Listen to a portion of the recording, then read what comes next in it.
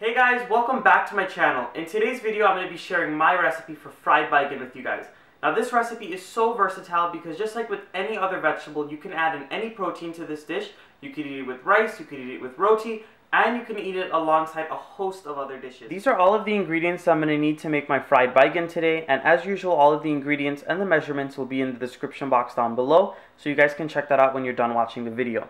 So in my bowl here, I have my baigan or my eggplant that I've sliced up into very small and thin strips. Once I sliced it up, I submerged them in some water and I started to massage all of the pieces so this way I could get some of the seeds out. As I said in my baigan curry video, I don't really like crunching on those seeds as I'm eating, so you want to make sure to massage it, get some of those seeds out, and once you drain off that water, you're going to rinse it one more time and the baigan will be ready to use. I also have some sliced onions, some sliced or chopped tomatoes, some sliced scallions, some chopped garlic, as well as some chopped hot pepper, and you could use as much or as little as you'd like. I also wanted to mention that my grandmother does not use tomatoes in her fried baigan, so you can omit them or you could add them like I'm doing today. Some of my aunts, when they make their fried baigan, they will add tomatoes, and I really like the flavor that the tomatoes give to the dish, so that's why I add them. I also have some salt and pepper to taste, some oil to fry up all of my ingredients, and I have some Guyana dried fish, as well as some fine shrimp. Now, if you wanted to, you could omit both of these and you can make this dish vegetarian by adding in some potatoes or some edo, or you could just fry the baigan plain by itself. You could also swap the shrimp out for some regular American-style shrimp, and you can swap the dried fish out for some saltfish. They're very much similar. I've also seen some people put chicken into their fried baigan, so feel free to do that too if you are a fan of chicken in your baigan. So I wanted to mention that this dry fish does take a few steps before you can actually use it in your dish. So in the next few clips, you're going to see how I prepare it, so stay tuned for that. In order to prepare the dried fish, what you're going to do is get a pot filled with some boiling water, and you are going to add your dry fish into the pot. You just want to get it all in there.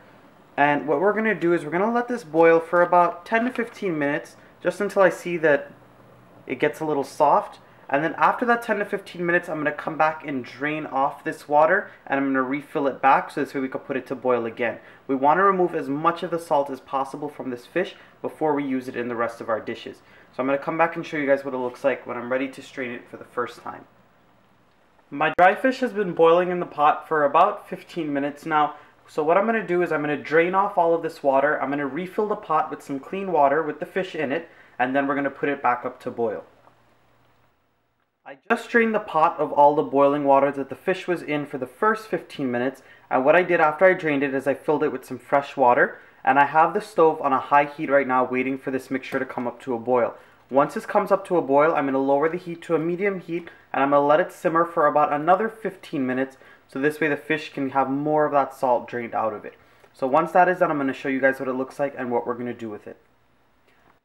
Alright guys, so after the second 15 minutes of boiling for the dried fish, what I did was I drained it in my colander and then I gave it a quick rinse just to get any residue off the fish. And once the fish cooled down just a little bit, I went ahead and I scraped the skin off of the back. And if there was any big bones running through the fish, I just removed them. There really weren't many. Usually when you buy the dry fish, it's not going to have too many bones. Some of them might have more bones than others though. So go ahead, remove the bones, remove the skin, give it one quick rinse one more time, and then you can go ahead and start using your fish. So I had a package of fish, so I'm not going to use all of it for my fried baigan. So I'm going to take out what I'm going to use and I'm going to put the rest in the freezer. It's really great to have in the freezer because all you need to do whenever you're making a dish that you want to add it to, you remove it from the freezer, throw it into the pot, and it's ready to use. So I'm going to go ahead and start cooking my fried baigan now. Once you've prepared all of your dry fish, it's time to put this fried baigan together. So what I've done in my pot here is I've heated up a few tablespoons of oil and I heated it up on a medium heat. What I did when I came up to temperature is I added in all of my dry fish. And when you add in that dry fish, you're going to fry it up for about 4 to 5 minutes or just until it gets nice and golden brown and gets a crispy exterior all over it. You're going to see that I'm not using too much dried fish. I'm only using a little bit. You want to use it very sparingly because it's actually pretty potent. If you add too much, you risk the whole dish being too salty or a little fishy tasting. I also wanted to mention that I'm keeping this on a medium heat because if you put it on a high heat, what's going to happen is the fish is going to stick to the bottom of the pot and you really don't want that. So you want to keep it on a slow flame and just stir it around and let it get nice and brown and crispy.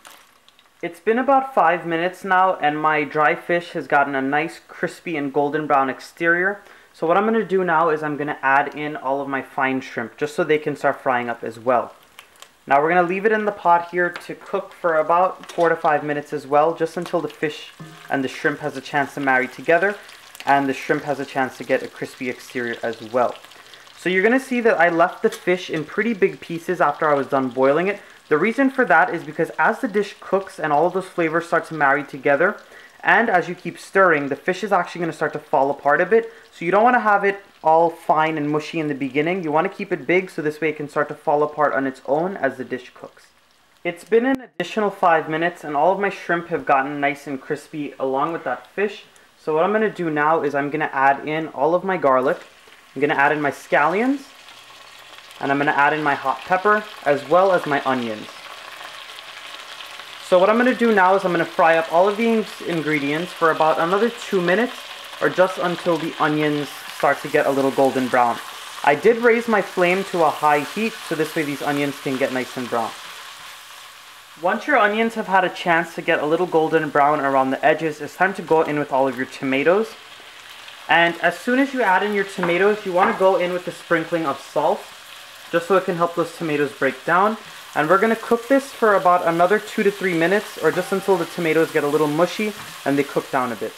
My tomatoes have had a chance to cook down for a little bit, and at this point I'm going in with all of my baigan. Once you add your baigan into the pot, you're going to go in with a little bit of black pepper. Of course this is to your taste. And once you add the black pepper in, you're just going to stir it around and you're actually going to cook this on a medium heat throughout the whole cooking process. And you just want to go in every couple of minutes and keep stirring this baigan. Now you're not going to add any water into this dish. Alright guys, this is what the baigan looks like after about 10 minutes of cooking on that medium heat. And as you guys can see, the bottom has started to catch or stick just a little bit. That just means that all of the water that was contained within the baigan has dried out. So what you want to do is keep it on that medium heat, and we're actually just going to go ahead and cover it. Any steam that's in there is going to go ahead and be trapped and help that baigan to cook. You don't want to add water because this dish is not one that you want to be watery. You want to be able to pick it up with some roti or to be able to eat it with rice and something else. So I'm going to let this cook for about another 15, maybe 20 minutes or just until the baigan has melted away just a little bit, and then I'm going to show you guys what it looks like. It's been an additional 20 minutes and I just turned off the heat on my fried baigan. As you guys can see, the pieces of baigan have melted beautifully. They're not totally disintegrated, there's still a few pieces in there, but this is perfect for me. You want to go ahead and taste it for salt at this point. You want to make sure that you're very sparing with your salt in the beginning because the fish tends to be a little salty sometimes. So I tasted it, I had to add just a little bit of salt and then it was perfect. So what I'm going to do now is I'm going to dish it out and show you guys what it looks like.